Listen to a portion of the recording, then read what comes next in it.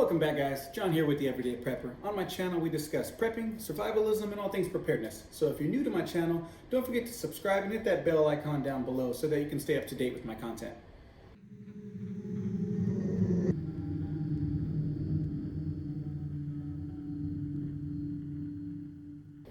So a lot of people are interested in becoming a prepper but don't know where to start. They think you need this massive underground bunker with enough AR-15s to take on the zombie apocalypse. That's not the case. Preppers are everyday people like you and me that plan for challenging times ahead. So stick with me because today I'm going to be showing you my 10 tips for new preppers. Stay tuned. Keep it simple and start small. You don't need to prepare for the end of the world and don't do everything all at once. When I first started prepping, I just started a family and didn't have much money. My first preps included a simple kit to get us through our first emergency as a family, a night with no power. I had a flashlight, some blankets, and a small burner to cook food. In light of COVID-19, most families have around 2 weeks of supplies already and are far more prepared than I was back then. With 2 weeks prepped, now set your goals to last 1 month, then 2 months, and keep building from there. Eventually you'll have enough supplies to get you through 3 or even 6 months. At that point, you can begin planning for larger events or what you would consider your worst case scenario. But until then, plan small. Start with food and water. Now I get there's a sense of urgency when realizing how vulnerable we might actually be. The tendency is often to rush out and buy a crap ton of gear as quickly as possible. Don't get ahead of yourself. The reality is your critical essentials will always be food and water. You can live 3 days without water and 3 weeks without food. The best way to start stockpiling food preps is adding a few extra cans of food each time you go to the grocery store. You can easily spend an extra $5 on 50-cent cans each time you go.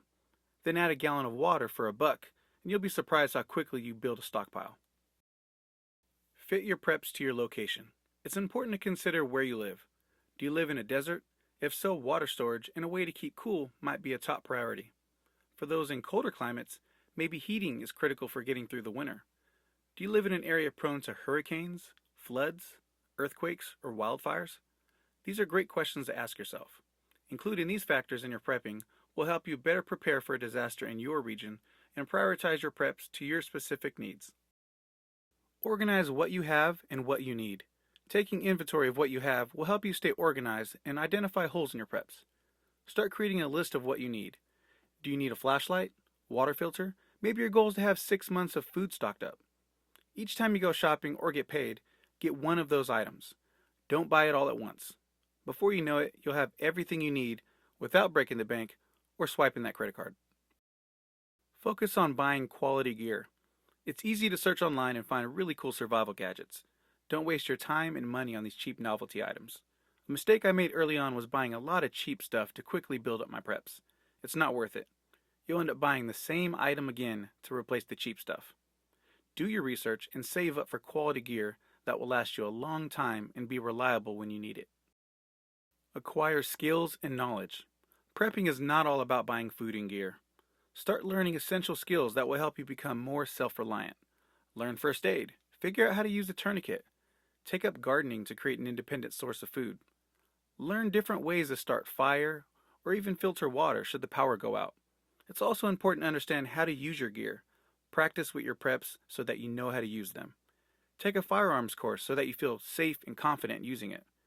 Now is a good time to begin acquiring skills and practice so that when the time comes, you're prepared to keep you and your loved ones safe. Make health and fitness a priority.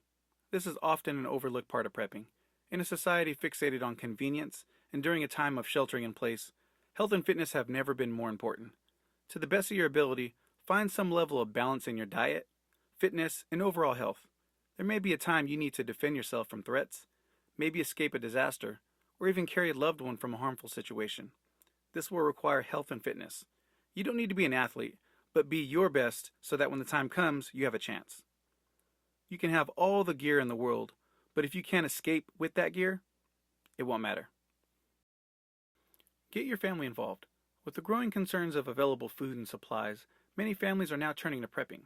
Creating a plan together as a family can also help ease any fears or concerns, giving them back some control of the situation. Make it fun and try to learn new skills and train together. You may not always be around, so having each member of your family know what to do and where to go for different scenarios and situations is critical for their safety. Practice scenarios as a family. Do they know what to do if the alarm were to go off? How about where to go if there was a need to evacuate? Do they know where to get the supplies if the power were to go out? These are great questions you probably should be asking. Create a plan B and be flexible with that plan. Plan A should always be to bug in or shelter in place should there be an emergency. You have shelter, safety, and security, and all the supplies you'll need to get through any given situation. However, things don't always go according to plan. What if your neighborhood was flooded, or you were ordered to evacuate? As a last resort, having what you need in a bug-out bag might be an option to consider. In another video, I'll go more into depth on the contents of a bug-out bag. What it generally includes is enough essentials to get you through 72 hours of an emergency. Do you have a predetermined bug-out location? Is it a relative's house or a hotel? It's also important to be flexible with your plan B because situations change and it's a good idea to be willing to modify your plans. Try to live and maintain a balanced lifestyle. With ongoing headlines about the current pandemic situation, it's easy to get wrapped up and overwhelmed with fear. Yes, planning for hard times ahead is important, and I also encourage every household to do it, but it's not the only important thing. At the end of the day, you have to maintain a work life, a social circle, a family life, and I prep to keep me and my family safe, but it's also important to be present in their lives as well. Enjoy the ride. Don't allow fear to take over and let prepping become the only thing about you. Hope you enjoyed my 10 tips for new preppers. In closing, remember not to get ahead of yourself. You've waited this long to start prepping. Why not wait a few more months to do it right? Start out small. Build a food and water supply, then bug out bag, and then build from there. If it takes you 6 months or 6 years, remember that anything is better than nothing, and it's a lot more than what you started with. If you like this video, don't forget to like, comment, and subscribe for more weekly content on my channel. Thank you for watching. Till next time.